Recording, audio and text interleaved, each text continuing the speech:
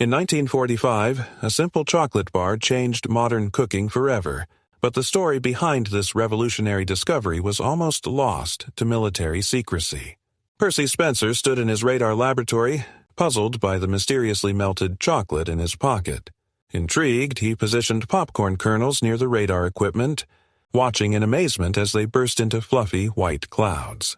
His curiosity grew stronger with each experiment. An egg placed near the device began to shake and explode, splattering hot yolk across the lab.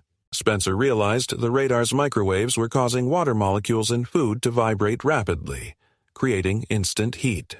As a military engineer, he faced a critical choice: keep this discovery classified for defense purposes or share it with the world.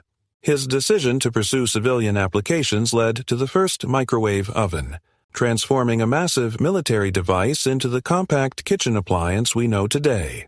Did Spencer make the right choice, trading military advantage for worldwide culinary convenience?